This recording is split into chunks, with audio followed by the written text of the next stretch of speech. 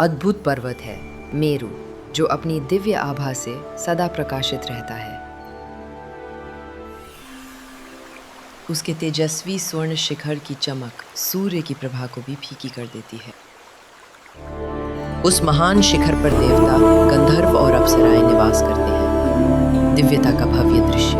वो स्थान असीम है, वहां पापी जीव प्रवेश नहीं कर सकते। चारों ओर भयंकर सर्पों की रक्षा है।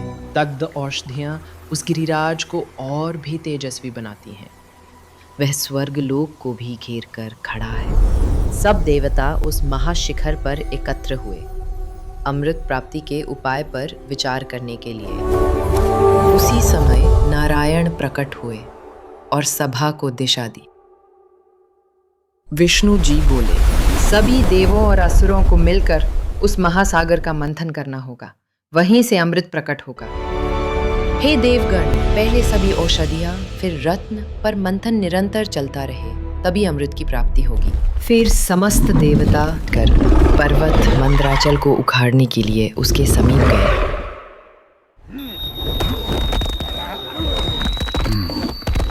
ये हिल क्यों नहीं रहा?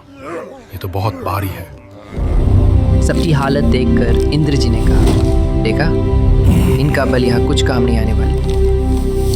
उस पर्वत के शिखर मेघों से ऊंचे थे और लताओं ने उसे चारों ओर से जकड़ रखा था। पक्षियों का कलरव गूंजता था। उस पर्वत के कंदराओं में हिंसक जीवों के बीच देवता, किन्नर और अप्सराएं भी निवास करते थे। उसकी ऊंचाई और गहराई दोनों ही 11,000 हजार योजन में विस्तृत थीं। तभी इंद्र जी बोले, प्रभु, इस कार्य के लिए हमें श्रेष्ठ ज्ञान और आपका मार्गदर्शन प्रदान करें। देव और दैत्य दोनों ही विवश हो उठे। आशा अब केवल भगवानों पर थी। जब देवताओं और दैत्यों की शक्ति निष्फल हो गई, तब विष्णु और ब्रह्मा बोले, अब समय है उस आदि शक्ति को जगाने का जो हर सीमा से परे है। तब भगवान विष्णु ने नागराज अनंत को मंदराचल उखाड़ने के लिए आदेश दिया। ब्रह्मा और विष्णु की आज्ञा पर शेषनाग अनंत आकाश से अवतरित हुए। अनंत ने मंदराचल को उसकी जड़ों समेत उखाड़ लिया, वृक्ष और जीवों समेत। तत्पश्चात देवता लोग उस पर्वत के साथ समुद्र तट पर उपस्थित हुए। इंद्र जी बोले, हे सागर, अमृत की प्राप्ति के लिए हमें आपको मथना होगा, कृपया हमारी सहायता कीजिए। वरुण जी बोले, यदि अमृत में मेरा भी हिस्सा होगा तो मैं ये वेदना सह लूंगा। सागर की अनुमति मिलते ही देव और दैत्य एक साथ मंदराचल पर्वत को खींच लाए, पर उसे थामने को कोई आधार नहीं था। देवताओं ने कच्छप राज से प्रार्थना की, हे प्रभु, इस मंदराचल पर्वत को थामने के लिए आधार बने। कच्छप राज ने तथास्तु कहा और पीठ मंदराचल के नीचे लगा दी। अनंत ने पर्वत को कूर्म की पीठ पर स्थापित कर दिया।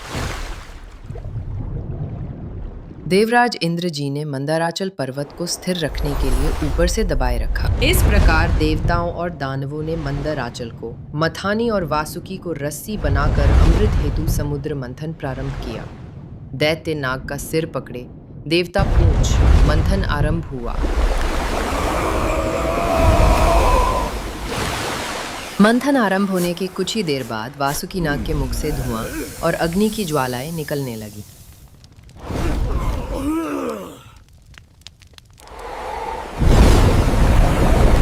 उसी धुएं से आकाश में घने काले मेघ छा गए। बिजली चमकी और मेघों ने देवताओं और असुरों पर वर्षा की, जिससे सभी को राहत मिली। मंदराचल के अग्रभाग से पुष्पों की दिव्य वर्षा हुई। देव और असुर दोनों चकित रह गए।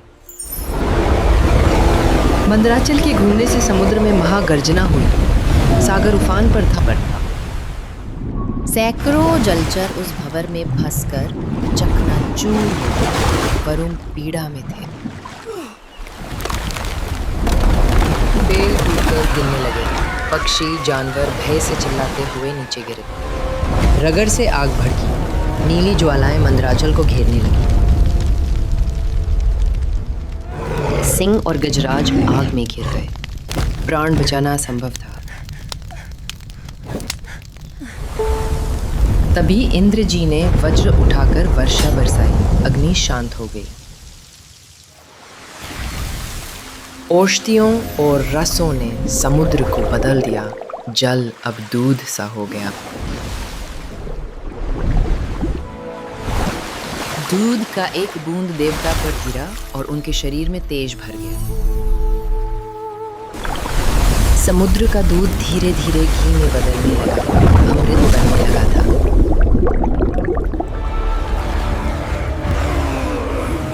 देव और दैत्य दोनों थक चुके थे। शरीर कांप रहे थे। आंखों में बस प्रतीक्षा थी। इंद्र और महाबली ने ब्रह्मा जी की ओर देखा। शक्ति दीजिए प्रभु, अमृत अभी तक भी नहीं मिला। ब्रह्मा जी की दृष्टि विष्णु जी से मिली। बिना शब्दों के संदेश चला। विष्णु जी ने मौन स्वीकृति दी। विष्णु जी ने करुणा से ऊर्जा दी।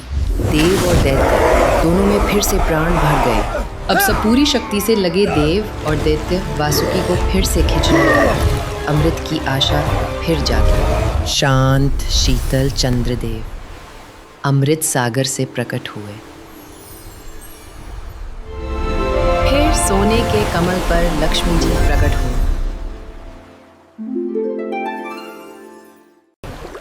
सूरा देवी और श्वेत अश्व समुद्र से प्रकट हुए। चमकदार कौस्तुभ मणि जल से प्रकट हुए और विष्णु जी के वक्ष पर विराजमान हो गए। पारिजात का दिव्य वृक्ष और सुरभि कामधेनु दोनों प्रकट हुए, शांति और समृद्धि के प्रति। लक्ष्मी, चंद्रमा, सूरा और श्वेत अश्व उच्च शवा सब देवलोक की ओर चले गए।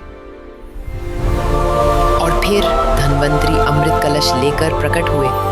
इस दृश्य को देखकर असुरों में हाहाकार मच गया।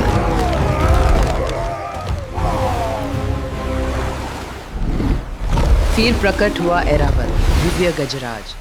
और फिर थोड़ी ही देर बाद मंथन से उठा कालकूट विष, विकराल, काला और विनाशकारी। विष के धुएं से सारा जीवन छटपटाने लगा। ब्रह्मा जी ने व्याकुल होकर प्रार्थना की, किसी को इस महाविनाश से रक्षा करनी होगी। और तब भगवान शिव उतरे, शांत, सौम्य और विष से अडिग।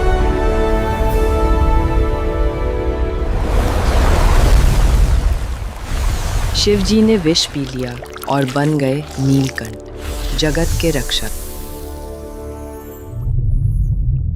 ये दृश्य देखकर असुर स्तब्ध रह गए और अमृत व लक्ष्मी की प्राप्ति हेतु देवताओं से गहरी शत्रुता कर ली। उसी समय भगवान विष्णु ने मोहिनी माया का आश्रय लिया और एक अद्भुत मनोहर स्त्री का रूप धारण करके दानवों के समक्ष प्रकट हुआ। असुरों का क्रोध पल भर में प्रेम में बदल गया। मोहिनी के लिए सब कुछ न्यौछावर कर दिया।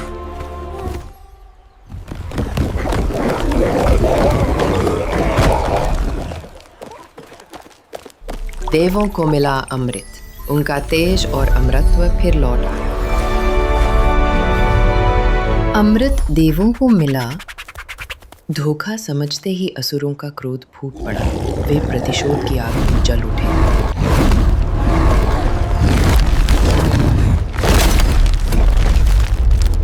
अब अमर देव और क्रोध असुर आमने सामने थे।